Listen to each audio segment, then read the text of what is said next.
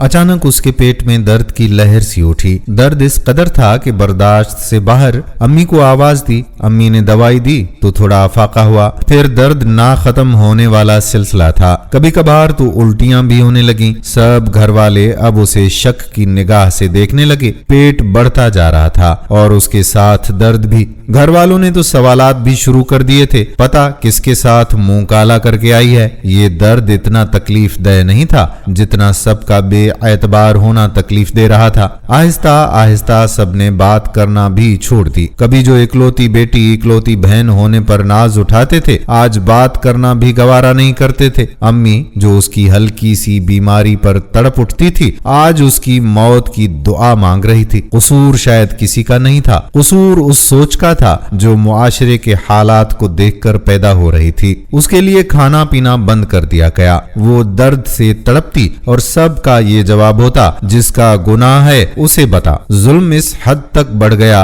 वो माँ बाप जो औलाद के लिए जिंदगी की किरण होते, जिनके साए तले औलाद खुद को महफूज महसूस करती है, वही मौत का सामान तैयार करने में लग गए। खाने में जहर मिला दिया और उसे खिला दिया। खाना खाते ही वो तड़पने लगी, अम्मी एक बार अपनी बेटी को गले से लगा लो, बस एक बार, ये दर्द मैं बर्दाश्त नहीं कर पा रही हूँ। शायद आपकी आगोश मोहब्बत में ये दर्द दम तोड़ दे, पर माँ पर कोई असर ना हुआ। उसका रोना सुन के आस पड़ोस के लोग आ गए। शर्म के मारे माँ बाप के सर झुक गए। शर्म बेटी के तड़पने पर नहीं, इज्जत के जाने पर आ रही थी। सबके कहने पर वो उसे अस्पताल ले गए। बहुत ज्यादा क्रिटिकल कंडीशन की वजह से जल्दी में सारे टेस्ट किए गए। लड़की के माँ बाप कहाँ हैं? डॉक्टर ने पूछा और कहा कि जरा आप मेरे साथ चलें। आप लोग देखने में पढ़े लिखे लग रहे हैं, आप लोग पढ़ लिख कर इस कदर जाहिल कैसे हो सकते हैं? आपकी बेटी के पेट में रसवली है जो बहुत हद तक बढ़ चुकी है। इसका इलाज तो किसी ना किसी तरह से हो जाता, लेकिन उसे जहर दिया गया है। आपने इतनी लापरवाही कैसे बरती? डॉक्टर बोल रहा था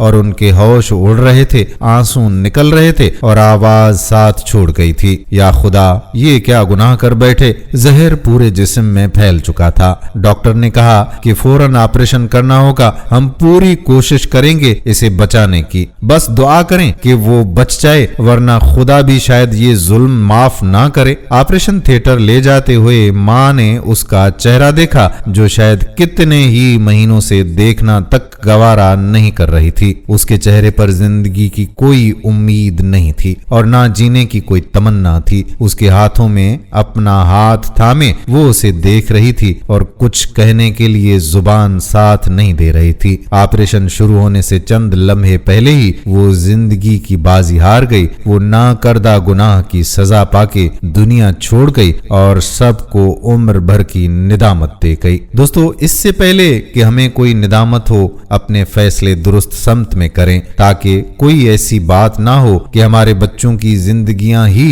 खराब हो जाएं। उम्मीद करते हैं कि ये वीडियो आपको पसंद आई होगी और अपने दोस्तों के साथ इसे शेयर भी करेंगे। आने वाली वीडियो तक अपने मेजबान कादिर बख्श कल्होड़ो को इजाजत दीजिए। अल्लाह हाफिज।